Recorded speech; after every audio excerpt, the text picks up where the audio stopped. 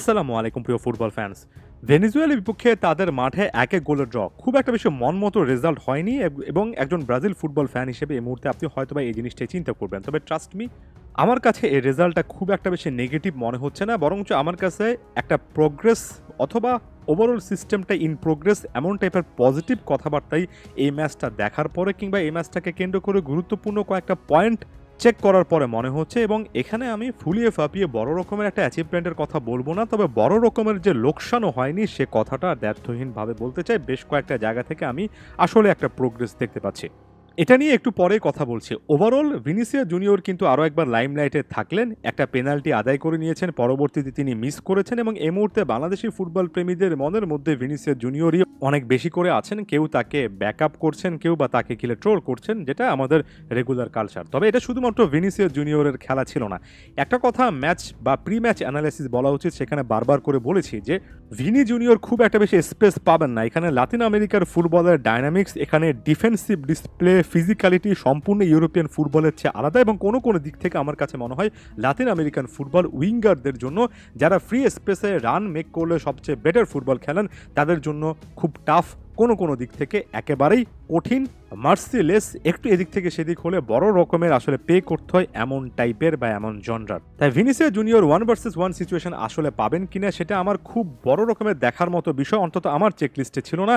যখন প্রতিপক্ষ প্লেয়াররা অনেকটুকু ডিপে অর্থাৎ লো ব্লক ডিফেন্স করে, যখন খুব একটা বেশি স্পেস উইংয়ে নেই, তখন ভিনি জুনিয়র কি করেন সেটা একটা দেখার মতো ব্যাপার আমার কাছে মনে হয়েছে।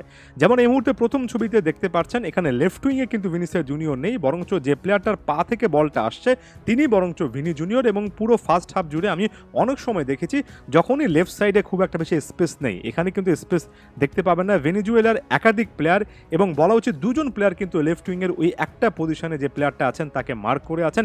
ভিনিসিয়াস জুনিয়র অনেকটুকু নিচে নেমে এসে সেখানে অনেকটা প্লে মেকিং করার চেষ্টা করেছেন, ডিবক্সে ঢোকা প্লেয়ারকে বলের সাপ্লাই দেওয়ার চেষ্টা করেছেন। বেশ ভালো একটা সাইন বলে আমার কাছে মনে হয়েছে।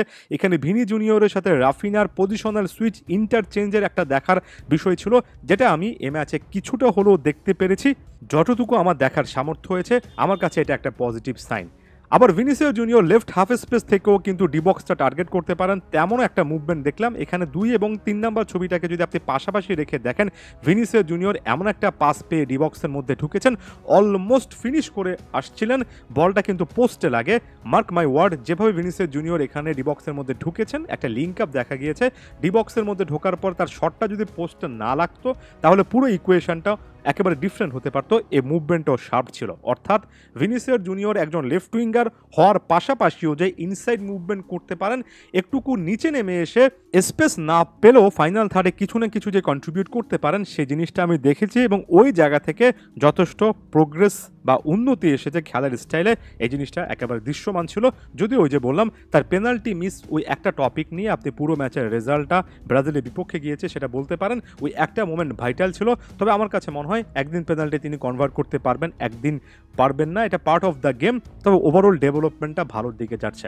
মিডফিল্ডে একটা প্লেয়ারের কথা না বললেই নয়, গার্সন সম্পর্কে অনেক প্রশংসা বাক্য শুনেছিলাম, খুবই এনার্জেটিক পারফরমেন্স দেন মিডফিল্ডে। গার্সনের মোটামুটি খেলাটা নিশ্চিত হয়ে গিয়েছে এই ম্যাচের পারফরমেন্সের মাধ্যমে, শুধুমাত্র তার ফিজিক্যাল প্রেজেন্সের জন্য নয়, ডিবক্সে বা ফাইনাল থার্ডে অনেকটুকু ডিবক্সের বাইরে থেকে শট নেওয়ার ক্ষেত্রে একটা মুনশিয়ানা দেখিয়েছেন।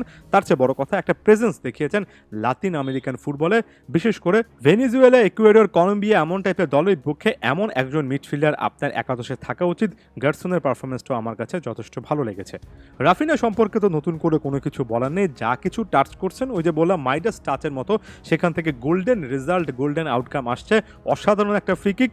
প্রবলেমটা হয়ে যায় যে ফাইনাল থার্ডে যদি ইগোর জেসুস নাম্বার 9 পজিশনে আরেকটু বেটার সার্ভিং পারফরমেন্স দিতে পারতেন, সেভেনও যদি আরেকটু ডিসাইসিভ হতেন, তাহলে হয়তো বা রাফিনার ইম্প্যাক্টটা আরও ক্লিয়ারলি বোঝা যেত। বেশ কয়েকটা জায়গা থেকে ব্রাজিলের উন্নতির এখনও যে অনেক অনেক পথ আছে সেটা তো বলাই যায়। এ ম্যাচেও কিন্তু ভেন্ডারসনের পারফরমেন্সটা রাইট ব্যাক পজিশনে আপ টু দ্য মার্ক বলে মনে হয়নি, যদিও তাকে প্রমোট করতে হবে। লেফট ব্যাক পজিশনে আপনাদের ভিনিসিয়াস যতক্ষণ মাঠে ছিলেন ভালো পারফরমেন্স দিয়েছেন আমার কাছে মনে হয়। গ্যাব্রিয়েল মাগালেস এবং মার্কুইনুসের মধ্যে একটা বন্ডিং তৈরি করার ব্যাপার আছে। সেন্টার ব্যাক প্লেয়ারদের ক্ষেত্রে আমি প্রায় সময় বলি যে একজন সেন্টার ব্যাক কতটা ভালো কাজ করবেন সেটা অনেকটুকু ডিপেন্ড করে তিনি বাকি সেন্টার ব্যাকের সঙ্গে কতটুকু ভালো জুটি তৈরি করতে পারবেন।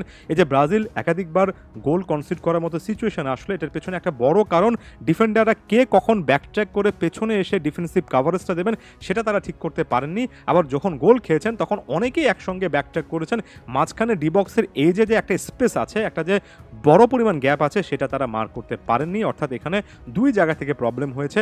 এটা একটা কম্বিনেশনাল এরর, অর্থাৎ একাধিক ম্যাচ একই সঙ্গে এই সেন্টার ব্যাক বা এই ডিফেন্স লাইনটা খেললে হয়তো বা ইম্প্রুভ হবে। এডারসনেরও বল ডিস্ট্রিবিউশনে বেশ কয়েকটা এরর ধরা পড়েছে, এখানেও ইম্প্রুভমেন্টের অনেক জায়গা আছে। ওয়ান্স অ্যাগেন রেজাল্টও হয়তো বা ব্রাজিল ফুটবল ফ্যান বা প্রেমীদের খুব একটা বেশি পক্ষে আসবে না, তবে ওভারঅল প্রোগ্রেসটা কিছুটা হলেও কিন্তু এখানে দেখা যাচ্ছে।